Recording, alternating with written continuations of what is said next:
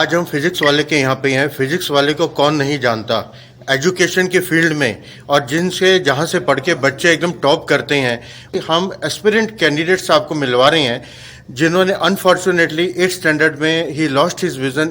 इतनी मेहनत करके ये यूपीएससी में 91 रैंक लेके आए हैं।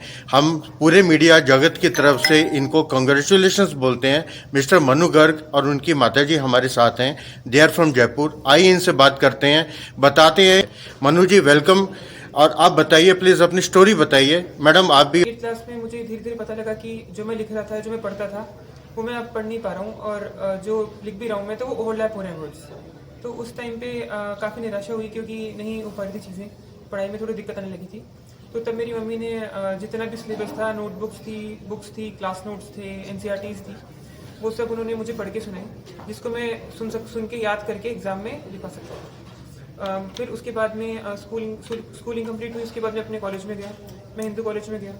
स्कूल का भी काफ़ी सपोर्ट रहा मुझे पूरा प्रमोट करने में। उन्होंने मुझे कभी डिमोटिवेट नहीं किया, बल्कि मोटिवेट ही किया। मैं सेंट जेवियर स्कूल जयपुर में था। फिर कॉलेज में जाके कोविड आ गया, को अपॉर्चुनिटी दी, वो टाइम दिया कि मैं इस तरफ आ पाऊँ। उसके बाद में मैंने स्टार्ट करा मेरा प्रिपरेशन, और ये मेरा सेकेंड अटेम्प्ट था।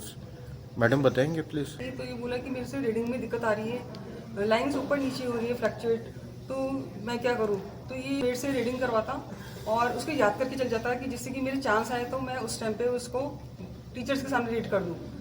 लेकिन धीरे धीरे स्लोली और ज़्यादा दिक्कत आई कि ये लिख भी नहीं पाया। तो फिर मैं टीचर, और 12th में इसकी परसेंटेज इतनी आ गई कि हिंदू कॉलेज में एडमिशन हो गया। हिंदू कॉलेज में एडमिशन, फिर हिंदू कॉलेज में इसने टॉप किया और सेकेंड रैंक आई in BA program history and political science.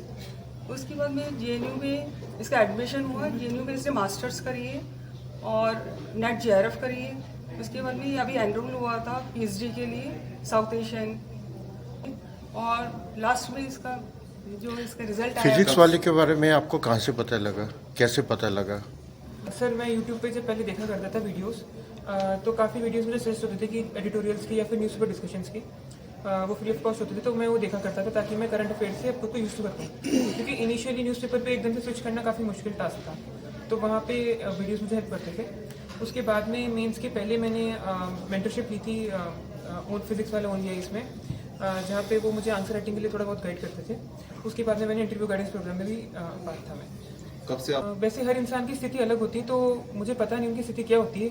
हो सकता है वो अपनी स्थिति के हिसाब से सही कर रहे हो, पर अगर कोई केवल मोटिवेशन के लैक के कारण या फिर किसी चीज़ के कारण हार मान रहा है, तो मैं उनको ये कहना चाहूँगा कि अगर उनसे हो सकता है, अगर उन्होंने रैशनली सोचा है कि वो करा जा सकता है, तो उनको बिल्कुल इसमें ट्राई करना चाहिए। किसी भी चीज़ में लाइफ की, ना केवल UPSC, लाइफ बहुत बड़ी चीज़ होती है, और भी बहुत चीज़ें होती है।